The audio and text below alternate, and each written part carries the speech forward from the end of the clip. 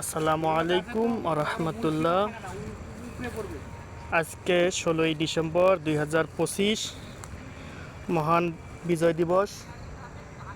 এই দিবসে বাংলাদেশ দীর্ঘ 9 মাসের মুক্তিযুদ্ধের মাধ্যমে স্বাধীনতা অর্জন করেছে।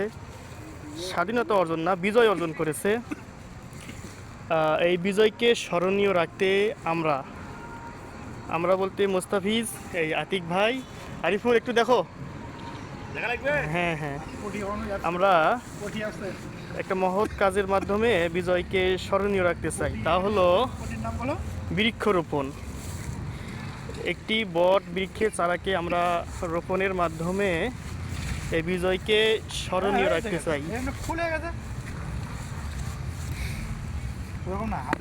আমরা বৃক্ষটি রোপণ করছি রাজশাহী বিশ্ববিদ্যালয়ের এই মাদার বক্স হল সংলগ্ন।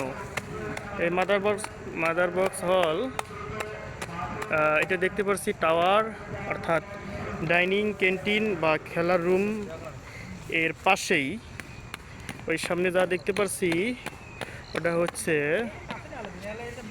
শহীদ জিয়াউর রহমান হল, সামনেই হবিপুরের মাঠ, এদিকে স্টেডিয়াম সংলগ্ন পুকুর, মাদার বক্সের সামনের রাস্তা, সামনে হচ্ছে নতুন 11 তলা বিশিষ্ট হল নির্মিত হচ্ছে।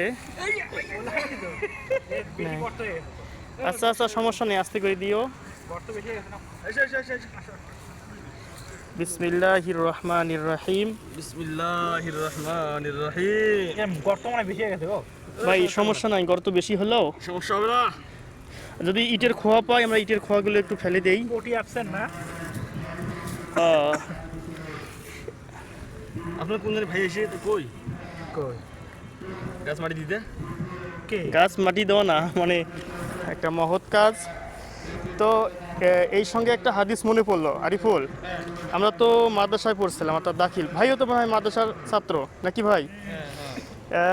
ক্লাস 6 থেকে 10 পর্যন্ত আগের যে কৃষি বই ছিল, বর্তমান কৃষি বই না, আগে এখন তো স্কুল এবং মাদ্রাসার একই বই করছে। পূর্বে আমরা যখন ছিলাম, অর্থাৎ 11, 12, 13 সালের দিকে মাদ্রাসা শিক্ষার্থীদের জন্য আলাদা একটা কৃষি বই ছিল। সেই কৃষি বইয়ে প্রথম অধ্যায়ের নাম ছিল ইসলামের দৃষ্টিতে কৃষি। সেই কৃষি বইয়ে একটা হাদিস পড়েছিলাম, যে হাদিসটা হলো, কিয়ামত শুরু হয়ে গেছে, পৃথিবী ধ্বংসের প্রান্তে, দেখছে আকাশ, ভূমি, পাহাড় সব কিছু লণ্ডভণ্ড হচ্ছে। এমন সময়ও যদি তোমার হাতে একটি বৃক্ষের চারা থাকে, তুমি যদি সময় পাও তাহলে বৃক্ষের চারাটি রোপণ করে দাও। আরিফুল, বোঝা গেছে? হ্যাঁ, বুঝেছি তো। যে কিয়ামত শুরু হয়ে গেছে, তোমার হাতে একটা বৃক্ষের চারা আছে। রাসূল সাল্লাল্লাহু আলাইহি সাল্লাম বলেছেন, ওই সময়েও তুমি বৃক্ষের চারাটি রোপণ করো। এ দ্বারা বোঝা যায় যে ইসলাম কত আধুনিক, কত পরিবেশবাদী, কতটা জীব বৈচিত্র্যময়। এখন এই আরিফুল আমাদের নতুন বৃক্ষের চারার উপর পানি দিচ্ছে।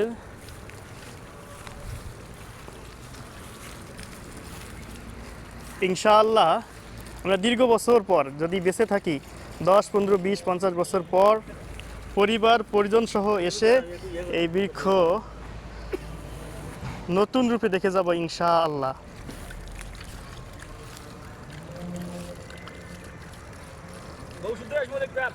এই আরিফুল বলতেছে ও বউ সহ আসবে, শুধু বউ না, বাচ্চা সহ আসিয়েন। পাও ভাই সামনে ধোয়া যাবে, হলের সামনে। ওই হলের সামনে ছেলেমেয়েরা আজকে বিজয় দিবস উপলক্ষে খেলাধুলার আয়োজন করেছে। ভাই একটা সেলফি নেই তিনজনে, যেহেতু আমাদের ছবি তোলার মতো কেউ নাই।